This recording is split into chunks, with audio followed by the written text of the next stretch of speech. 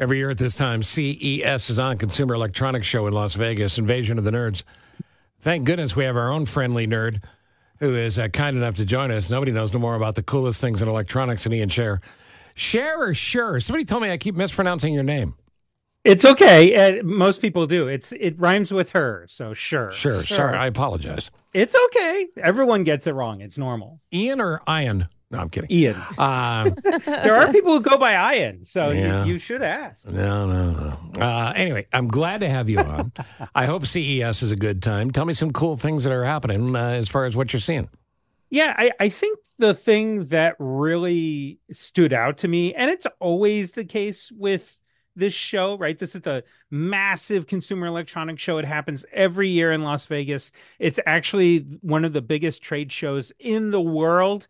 And I think it is technically the largest annual show. The construction trade show that happens in Vegas every other year is bigger, apparently. But what is always interesting, of course, is that we get to see weird stuff, right? And a lot of interesting tech. And every year the TV industry tries to one up each other. And you would think after, where are we now? 70, 80 years of having television. How do they make it even more interesting? But this year, what they are showing off is a lot of TVs that are see-through. So the idea is that you basically imagine a window, but it's a TV. And you can put up a black panel behind it. Of course, they've got like a really nifty thing that'll kind of, come up and create a TV-like experience, but also it can come down and imagine, for example, if you are looking out a window toward a train platform, right? And suddenly it can identify which trains are coming through and what's going on. Or imagine looking through even clothing store, right? And giving you an indication of where things are. There's all sorts of really interesting stuff. Of course, a lot of the TV makers are showing how it basically disappears into your house and becomes a piece of art, which, a lot of people hate having this black rectangle in their homes when they're not watching TV. But would you that's the thing that stands out. Would you position that in a window opening? Is that where the TV would go? Well, in theory, you could put it anywhere you would want art, right? And this is something we've been seeing a lot of, is that TV makers have been trying to kind of make the device feel more and more like a painting, not looking like a painting, but instead just kind of something that you would naturally put on the wall in the same place as a painting. And I think it's a really nifty idea. I really, in this world where, Apple's coming out with their headset in a few weeks. And that thing is designed to essentially get rid of all the screens in our lives, right? And it seems like the whole tech industry is starting to realize, okay, nobody really wants to have a massive screen everywhere they go. Instead, we want the screen to appear when we need it and disappear when we don't. And so that's kind of their answer. It does seem healthier. I love my screens. But by the way, speaking of like headsets, what about this streaming hologram headset that is for video conferencing? Is that going to then make us feel like we're actually at work? Well, look, I think that part of what everyone's trying to figure out is what is the future after the phone, right? And there have been, every year, it feels like the tech companies are trying to come up with ideas to answer this. And a lot of the stuff is like, years from showing up on store shelves. But one of the answers that a lot of the tech companies have coalesced around over the last few years is very similar to what Apple's doing, right? Where essentially you have a pair of really massive goggles that have cameras all around it, and are able to show you the outside world and essentially create a digital version of the outside world. And there even today, like there's a device called the Meta Quest 3, right? Made by Meta, the company formerly known as Facebook, that people have been, I have a friend who has one. He literally does his dishes while wearing it.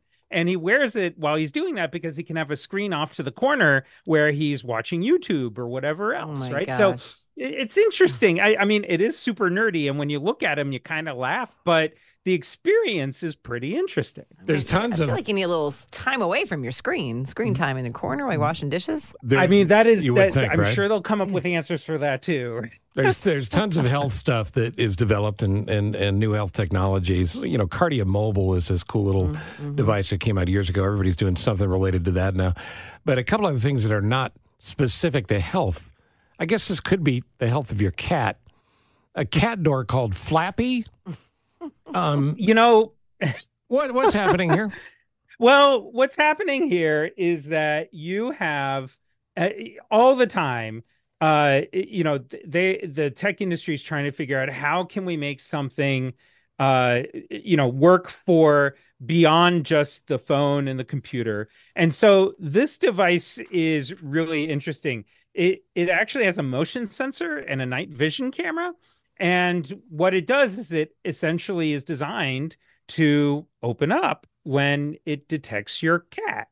And this is kind of interesting because if you imagine a world where, let's say you live in a community with a lot of animals, or even I lived in a house once that we had an outdoor cat and we also had raccoons nearby, and we had to get the cat in after a certain amount of time before the raccoons got Do you have out. a banjo as well, Ian? Right, look, therapy? It was California. We did, Okay. They're everywhere.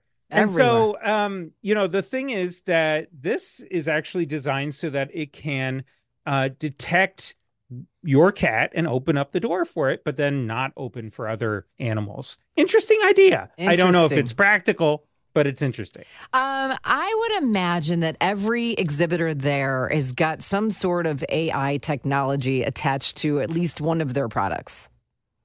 Yes. And literally we were talking about Flappy. That is all artificial intelligence doing its work, right? It's learning who your cat is. It's identifying it, right? All that type of stuff. We are seeing AI across the board, and it's showing up in all sorts of different ways, right? Obviously, a lot of the kitchen home appliance makers are trying to build AI into just everyday life, right? Imagine, for example, a toaster that is able to identify what you put inside of it and toast correctly without you having to do anything with all those knobs and everything. Same thing with even fridges identifying when you're out of something, right? So imagine the fridge knows when your milk gets down and orders you milk automatically, right? Or puts it on your grocery list automatically. So there's a lot of that. I honestly am curious to see how far this is going to go, because one of the other trends we're all dealing with is that I think a lot of people are burned out by all of this tech that is constantly coming up in their cars and in their everyday lives. And it's like, okay, I've got a million apps. I don't really know how to handle them. What do I do to manage all this stuff? And at one point, people were like, I'm just going to go with a basic kitchen appliance. Like, I don't need a refrigerator that talks to the internet. We actually took the stove out of the kitchen. We just burn wood. We just get wood from outside, put it in a pile. Ian Sherr, Ian Sherr, where do we follow you when you write about tech? So generally speaking, I obviously do a lot of work with CBS, and I'm on any social network under the username Ian Sherr, IANSHERR. It's great to talk to you, man. Have a great time in Vegas. Anytime you're there. Now, later, whenever. Thank you, man. That's Ian. There's two others, Nick, which I know you're going to want. One is called a parkie. It attaches to the bottom of your car, because I know how nervous you get when you park your car. And what happens is you pull up, you click on the parkie, and the parkie parks your car for you. It's not just for parallel parking, because some cars have that for you, park assist. Right. This automatically parks your car. Even if you don't want to park? Yeah, and there's something called SkyTed. I don't know why it's called SkyTed, but it's Bane from Batman? It looks like a COVID mask you'd wear over your face, but you wear over your face, and it's a soundproof mask, so nobody sitting next to you can hear what you're saying. Is that a big problem? Is that something we needed? Well, the coaches need that, or players, when they put the screen right on them, they're just whispering under their fingers. Good luck with your sweaty face. I'm sure in a Chicago office where it's fine. Stink it up.